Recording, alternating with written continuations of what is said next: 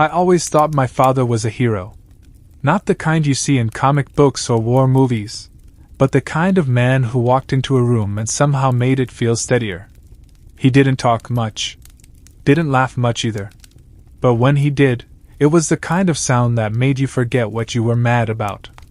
Growing up, I'd watch him every morning. Same old brown jacket, same black coffee, same slow drive down to the mill.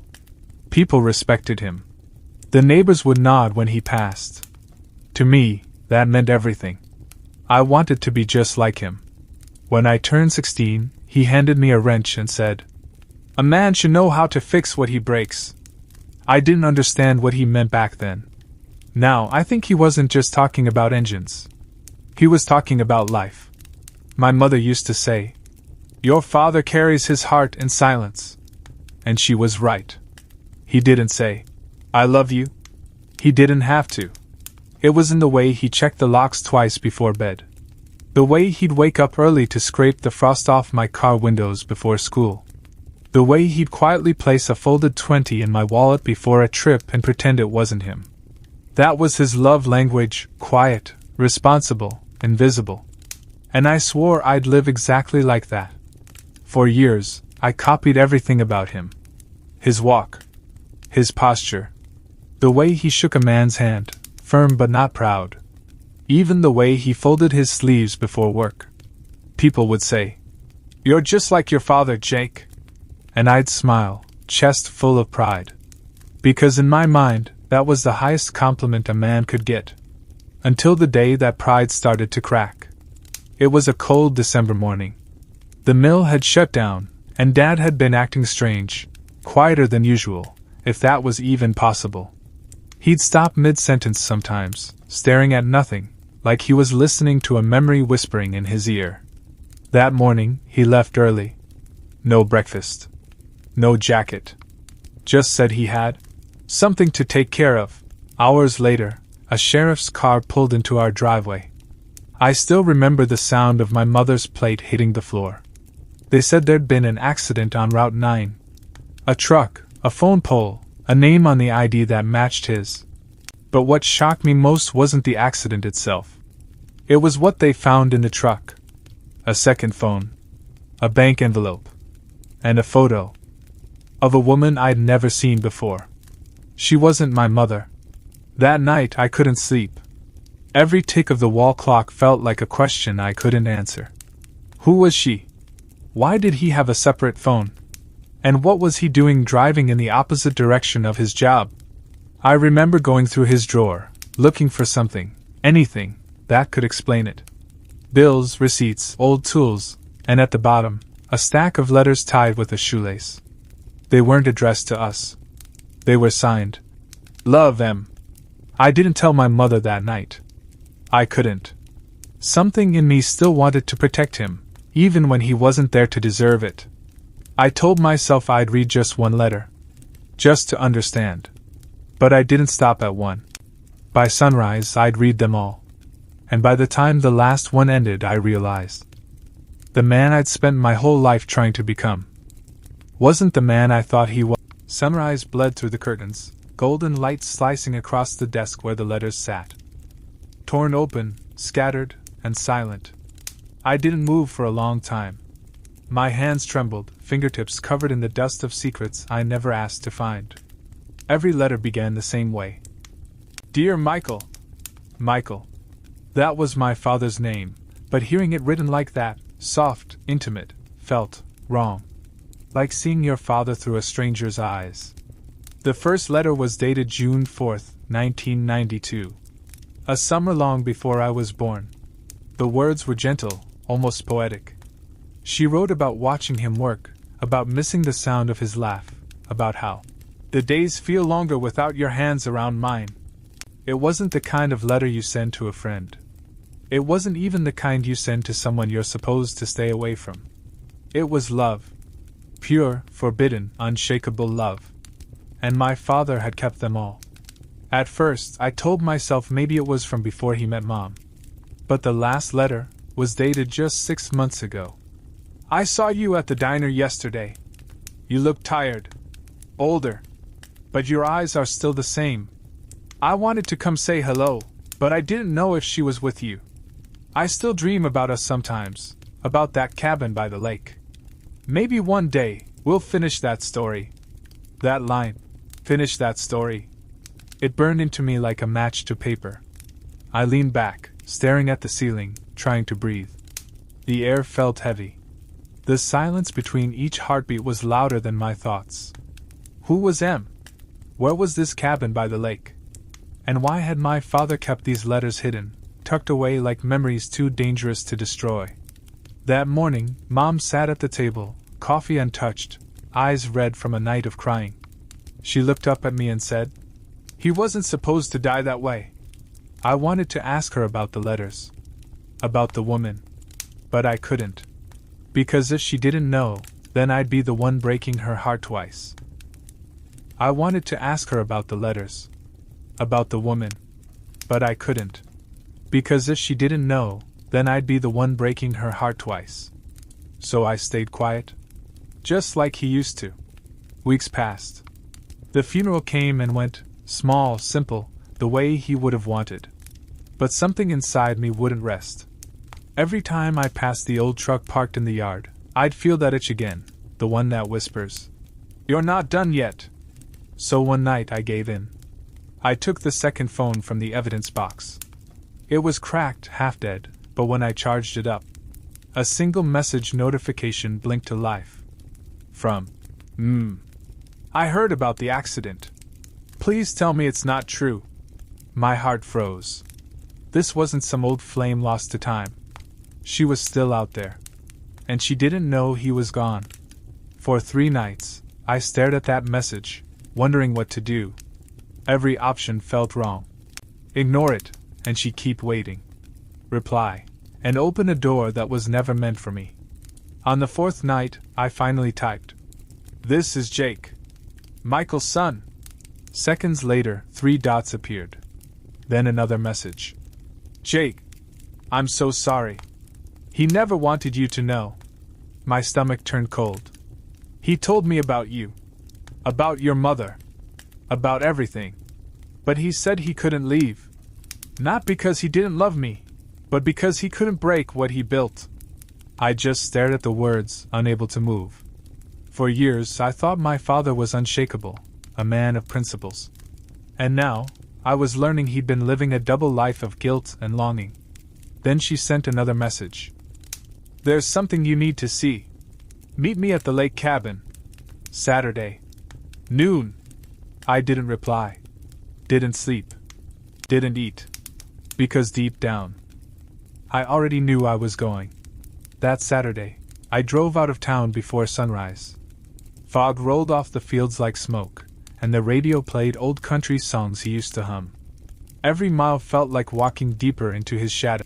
The cabin wasn't hard to find. Just like she said, tucked behind a line of pines, half-rotted, forgotten.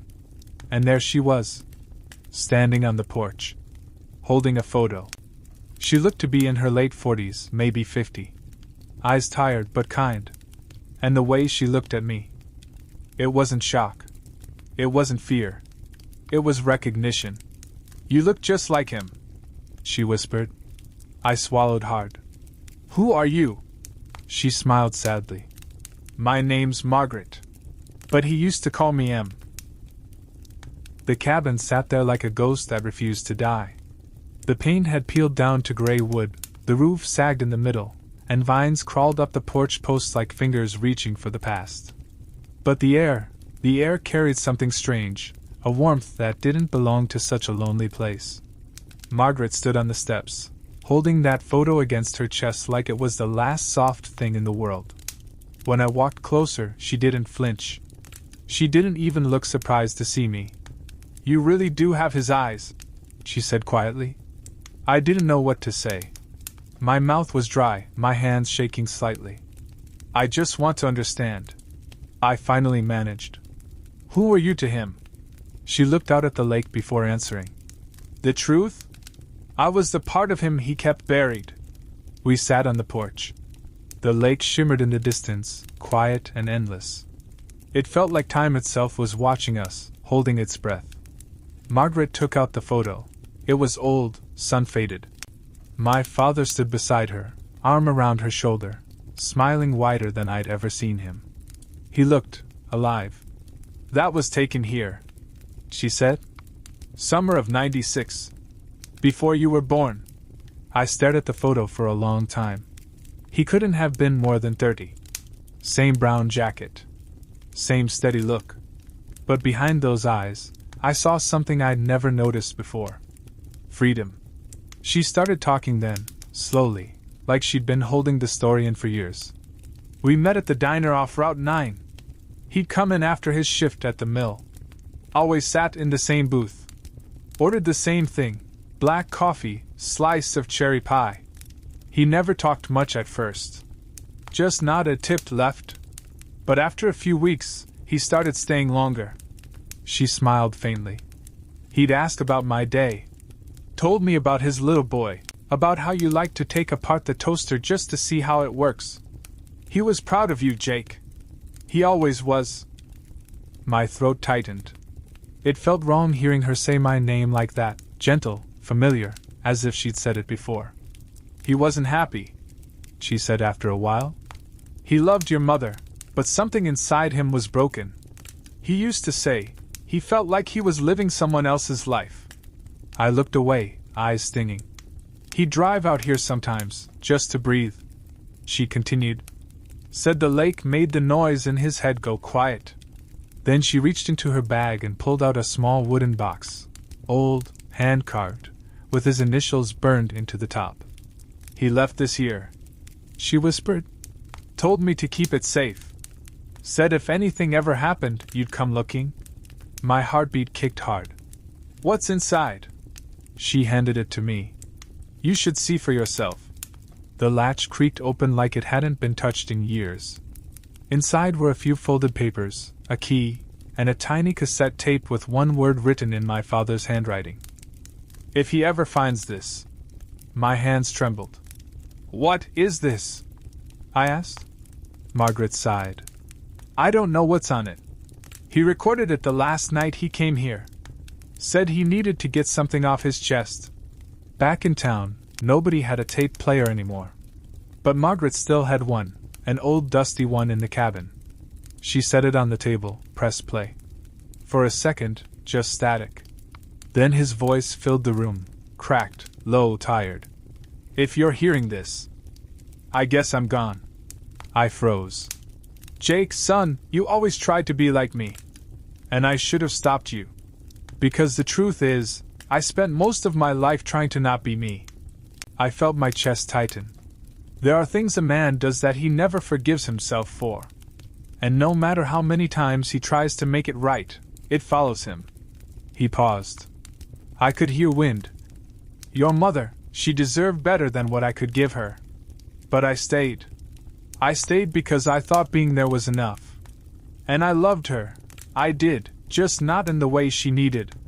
I thought I could live with that lie. Turns out, I couldn't.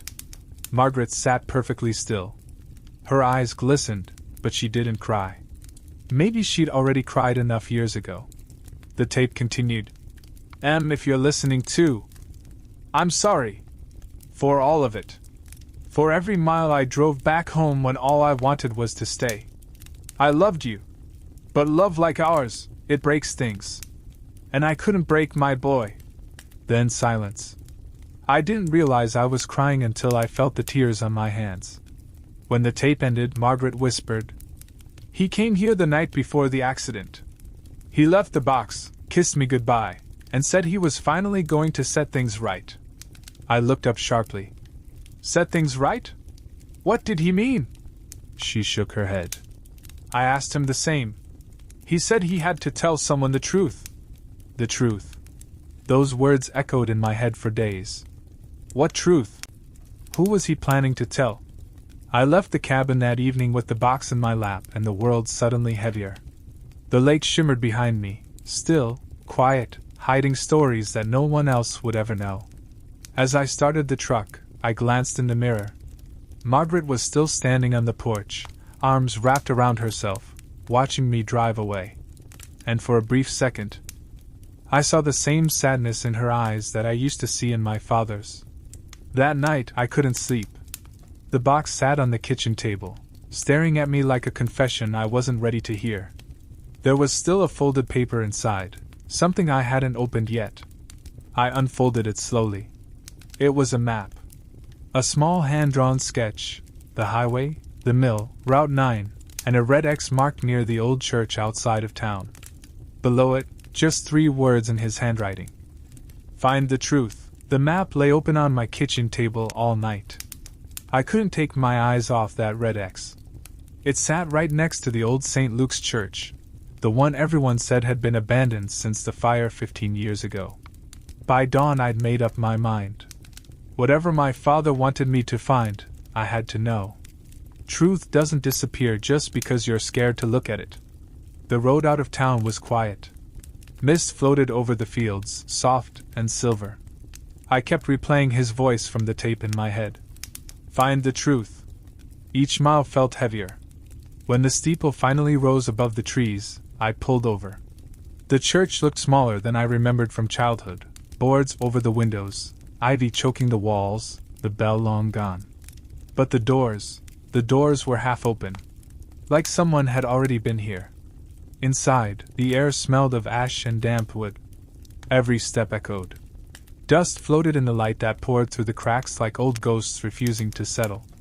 The red X on the map marked the back of the church, near what used to be the vestry.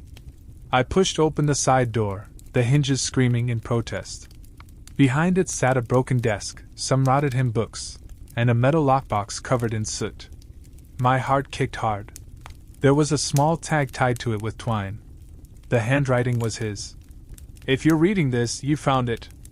I carried the box outside, sat on the church steps, and used the key from the wooden box to open it. Inside were documents, old ones, and a folded photograph. The first page stopped me cold. It was a birth certificate. Name, Jacob Michael Harper. Father, Michael Harper. Mother, Margaret Lewis. I blinked. No. That couldn't be right. My mother's name was Elaine. The paper shook in my hands. I flipped through the next few sheets. Letters, adoption filings, half finished, never filed. Dates circled. Signatures missing. And then a short handwritten note on the bottom of one page. The map lay open on my kitchen table all night. I couldn't take my eyes off that red X. It sat right next to the old St. Luke's church, the one everyone said had been abandoned since the fire 15 years ago. By dawn I'd made up my mind. Whatever my father wanted me to find, I had to know. Truth doesn't disappear just because you're scared to look at it. The road out of town was quiet. Mist floated over the fields, soft and silver. I kept replaying his voice from the tape in my head. Find the truth. Each mile felt heavier. When the steeple finally rose above the trees, I pulled over. The church looked smaller than I remembered from childhood. Boards over the windows, ivy choking the walls, the bell long gone. But the doors were half open. Like someone had already been here. Inside, the air smelled of ash and damp wood. Every step echoed. Dust floated in the light that poured through the cracks like old ghosts refusing to settle. The red X on the map marked the back of the church, near what used to be the vestry. I pushed open the side door, the hinges screaming in protest. Behind it sat a broken desk, some rotted hymn books, and a metal lockbox covered in soot. My heart kicked hard. There was a small tag tied to it with twine. The handwriting was his. If you're reading this, you found it. I carried the box outside, sat on the church steps, and used the key from the wooden box to open it. Inside were documents, old ones, and a folded photograph. The first page stopped me cold. It was a birth certificate. Name, Jacob Michael Harper. Father, Michael Harper. Mother, Margaret Lewis. I blinked. No. That couldn't be right. My mother's name was Elaine. The paper shook in my hands. I flipped through the next few sheets. Letters, adoption filings, half finished, never filed. Dates circled. Signatures missing. And then a short handwritten note on the bottom of one page. He'll never know. It's better this way. The handwriting wasn't his. It was my mother's. I just sat there, the wind cutting through me, trying to make sense of what I was reading. Had she known Margaret all along? Was I? No. It couldn't be that simple. Or that cruel. I turned over the photograph. It was the three of them, my father, Margaret, and a baby. My father's arm around her shoulder, both smiling down at the child. The baby wore the same blue blanket I'd seen in our attic trunk for years. My stomach dropped. I heard tires crunching on gravel behind me. A car door slammed. Jake? It was Margaret. She walked toward me slowly, eyes wide when she saw the papers in my lap. You found it, she whispered. I looked up at her, voice shaking. What is this? Tell me it's not what it looks like. She sat beside me, hands trembling. Your father wanted to tell you himself. But he couldn't. He promised your mother he'd keep quiet. Elaine couldn't have children, Jake. You were born here, in this town, before they moved. She raised you as her own because she loved him, and because I couldn't. The words hit like thunder. My mind reeled back through years of moments. The way Mom would stare out the window when he was late, the tension that never had a name, the way he looked at me sometimes, proud but pained. Everything suddenly made sense. And nothing did. I stood up, dizzy. So you're my mother? Tears filled her eyes. By blood, yes. But Elaine was your mother in every way that mattered. I was just the secret that kept him broken. We sat there for what felt like hours. The lake wind carried faint church bells from somewhere far away, out of tune and haunting. Margaret finally reached into her coat pocket and handed me a small envelope. He left this for you too. Said to give it only when you knew the truth. Inside was another note, written in his rough block letters. You'll be angry, and you should be. But I hope one day you'll understand. Love isn't about being right, it's about staying when it hurts. I stayed. I hope you can forgive me for that. I didn't cry. Not then. Not until I drove home and saw my mother's old coffee cup still sitting by the sink, her handwriting still on the calendar. I realized forgiveness doesn't come in one piece.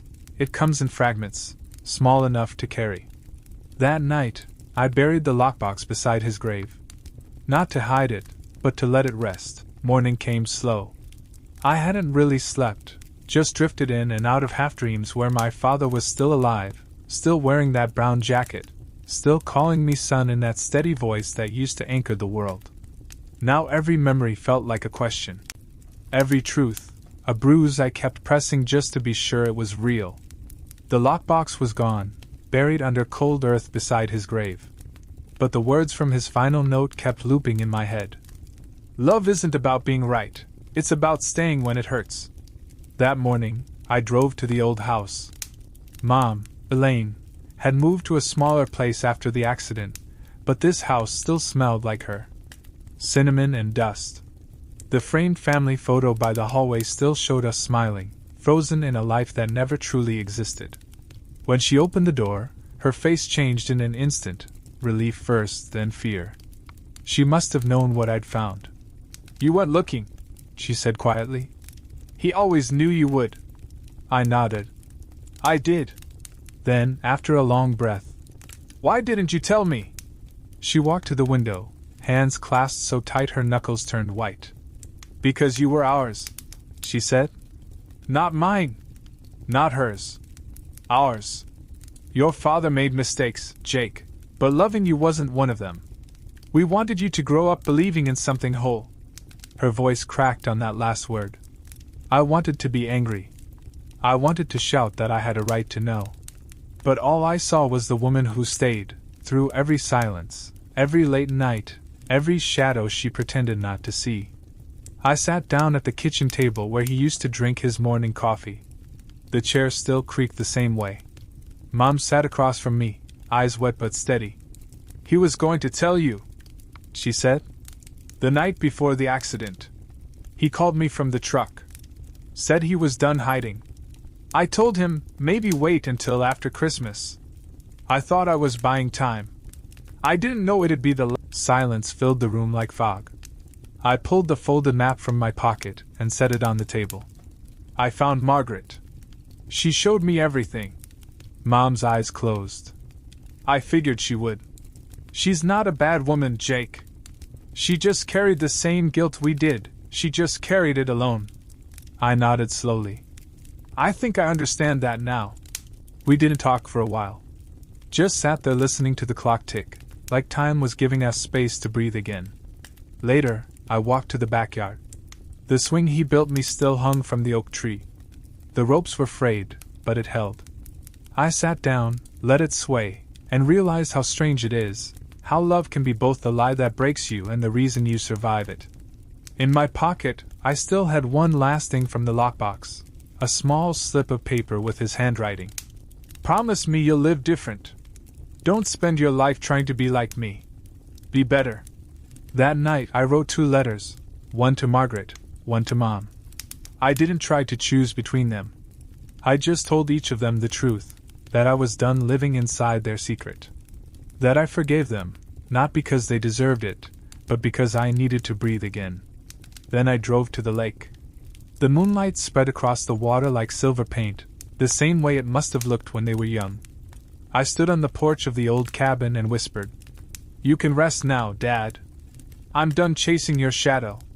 When I turned to leave, I saw the reflection of the cabin in the lake, and for a moment it looked whole again.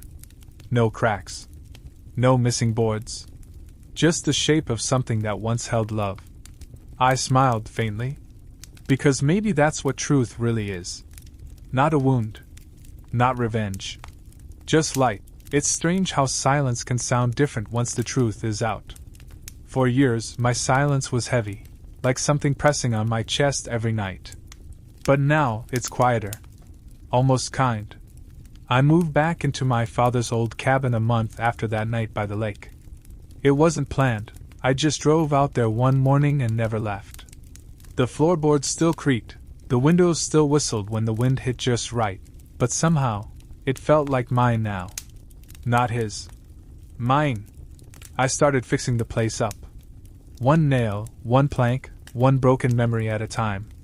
The first thing I repaired was the door, the same one he'd slammed during every argument we ever had. Now it closes softly. I like that. Sometimes, while I work, I still hear his voice. Not the angry one. The other one, the voice from before I knew his secrets. Calm. Patient.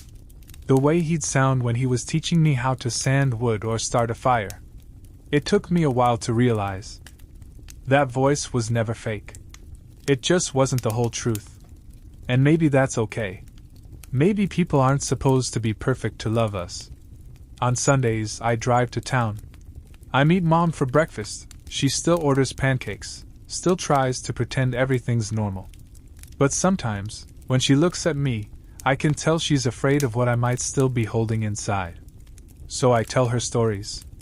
Little things from the cabin, about the fox that keeps stealing my tools, or how I planted new flowers near the steps. She laughs again. And when she laughs, I realize forgiveness isn't one big thing you do once. It's 100 small things you keep doing every day. One afternoon, I got a letter in the mail. No return address. Just my name, written in a shaky hand. Inside was a single photograph of my father, standing beside a woman I'd never seen. Margaret wasn't in it. Neither was Mom. On the back, someone had written, "He helped more people than you know. He wasn't perfect. But he..." Just that. And I think that's when I finally stopped being angry. Because maybe that's the truth about all of us. We just try. We fall short. We fail. But we try. A week later, I drove to his grave for the first time since the funeral. I brought a single sunflower. He used to say they were the only flowers that knew how to look for light. I stood there a long time. No words. No tears. Just quiet. Then I whispered, "I'm not you. But I still love you." And I swear, for a second, the wind blew through the trees in a way that sounded like him laughing. Now, most nights, I sit on the porch and write. Not about him, not directly. Just stories about people learning to let go, people like me who mistook strength for silence, pride for love. Sometimes I think if he could read them, he'd understand. Other times, I think he already does. The lake reflects the stars so clearly that you'd swear the sky lives twice, once above, once below. Maybe that's what we are too, reflections of the people who came before us. Imperfect, flickering, but still carrying their light. I still keep his jacket hanging by the door. Not because I need to wear it, but because it reminds me that no matter how hard life gets, someone once tried to teach me how to stand in the cold and keep going. And now, when people ask me who I am, I don't say I'm my father's son anymore. I just say, I'm Jake, the man I chose to become. The cabin was quiet that evening, just the hum of the wind brushing through the trees, and the faint creak of the old porch boards beneath my chair. It had been months since I'd buried the last of my anger, months since I'd stopped chasing the man I used to call a hero. And for the first time in my life, I wasn't looking for answers anymore. I thought that meant the story was over. But life has this strange way of saving one last chapter for when you least expect it. It happened on a cold afternoon in October. The sky was the color of steel, the kind of day where the light never really arrives. I was splitting wood behind the cabin when I heard a car crunch up the gravel drive. A dark sedan. Out stepped a man, tall, calm, with eyes that looked like mine. "Jake Miller?" he asked. "Yeah," I said. "Can I help you?" He smiled slightly, like he already knew the answer. "My name's Daniel Ross. I think we're family." I didn't say anything for a while. Just stared.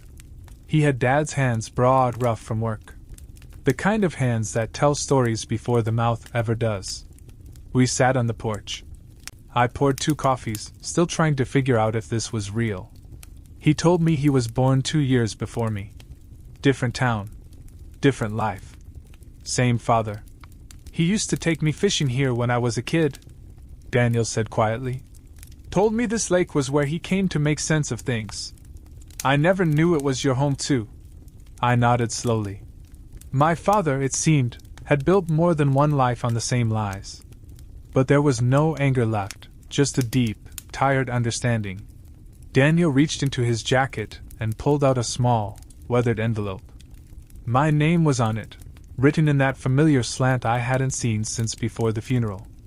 "He gave this to my mom years ago," Daniel said. "Told her to pass it on if we ever met." Inside was a single page, folded carefully. The ink had bled at the edges, but the words were still clear. "To my sons, I never wanted my mistakes to touch you. But maybe that's not how love works. Maybe love isn't about protecting someone from the truth, it's about trusting them to face it when it comes. If you ever meet, remember this, you both carry the best parts of me. Daniel, my patience. Jake, my will. You don't need to forgive me. Just live better than I did. Dad." When I finished reading, Daniel was quiet. The only sound was the wind moving through the pine trees. Finally, I said, "He spent his whole life trying to hide the cracks. But I think the cracks are the only reason the light ever got in." Daniel smiled, eyes wet. "He wasn't perfect." "No," I said. "But maybe he was trying." We talked until the sun dropped behind the lake, about our childhoods, the pieces of our father we each carried. The laughter. The anger. The lessons. And somehow, in that quiet space between us, I realized something he probably never did. We were never meant to be copies of him. We were meant to be the continuation of his correction. The proof that love, even when it breaks things, can still build something new.